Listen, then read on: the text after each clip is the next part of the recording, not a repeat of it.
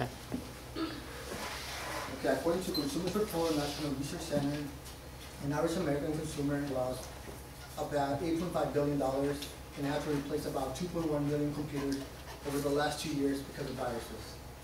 You might think that you're safe, but you're not. In fact, as I'm talking to you right now, the malicious software that's in your computer and you don't even know about. I have to deal with these kind of problems. I have a slow laptop. It's pretty old. I thought because it was old, that was the reason for it to be so slow. That's not the case. You might think you have a new computer that, you know, you're protected, but you're not. It's not the case either. I have read and studied different threads, and I have done the research on the internet, magazines, and books. It is important to be aware of different types of computer viruses so you can learn to protect yourself and your family. First, I will discuss what these viruses are. Second, I will discuss what they do and how you get them. And finally, I will discuss how to prevent your computer from getting them, or even get rid of them. Let's move on to my first point. If you were one of the unwilling recipients of the malicious virus that infected millions of computers around the world in 1999, or a willing reader of the I Love You virus, you might know this feel like to have a computer infected. Viruses have been in our system for decades. I know that the Battery machine didn't have any. However, the Unified 1180 and the IBM 360 and 390 already have viruses in them. This takes to the point where viruses were first born in the late 60s, early 70s. Many consumers are still complacent about online security. For one, it's a survey done by Improving Online Security shows that 19% of people who responded to the survey said that they did not have an antivirus. 36% of those people said that they did not have an anti-spyware program running. 75% said that they did not have an anti-phishing toolbar, and that became a target. They became targets. The L cloner, the Melissa virus, the I Love You virus, and Benjamin virus are the most notorious viruses ever created. Today we don't have that kind of virus stalking our computers. But we do have something called spyware and malware. Spyware may be more sinister than viruses and worms, said Donnie Bessie. Our computers probably have spyware installed right now, and you don't even know. The reason spyware is so sinister right now is because they stick into your computers without you notice. They work undercover, they work behind the scenes, and you have no idea what they do or what they are. I will talk about a little bit about them. The study done by AOL in 2003 found that 91% of people who uses the internet already have spyware.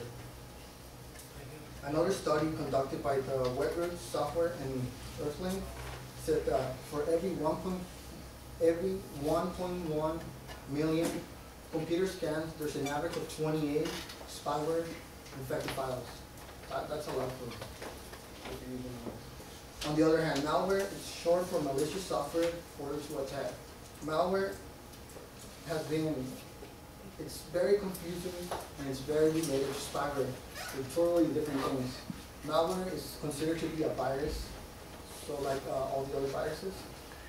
And over the past year, there have been numerous, I guess, per se, people who actually visit websites like YouTube, Monsters.com, MySpace, Facebook, to be probably infected with malware. Even if you have an antivirus, that doesn't mean you're protected. Now, as I told you about these threats, and I will now discuss what they do. The L cloner, the Melissa virus, the I Love You virus, and the Benjamin virus, I will discuss what they do. The L cloner virus was the first computer-borne actively dated back to 1982. This problem was called the L cloner, running through the Apple system. and it was and probably one of the most famous ones. The Melissa virus was named after a lab dancer in Florida in 1999, and was considered to be the first destructive master targeting Microsoft computers. Also, the I Love You virus was known for the letter for the love bug use in social engineering and attacking traffic lines to trick Windows users into launching, and the one spread rapidly, sending out copies to itself through Microsoft Outlook. And the Benjamin virus, which is pretty much when you download a song, it replicates into a virus. You might think it's a song or a video, and you will actually keep expanding and creating a virus that you might think is something else. Okay, and spyware is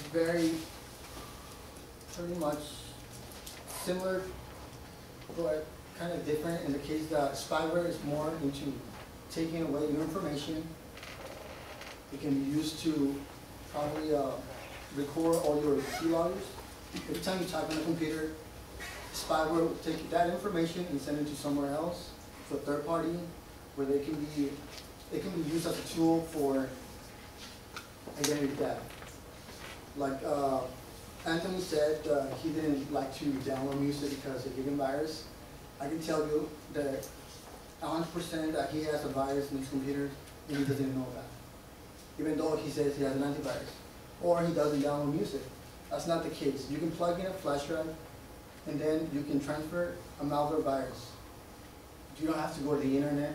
You don't have to do this. You don't have to do the other in order to get a virus. And because of that, these are symptoms of a computer virus. The computer will run slower than usual.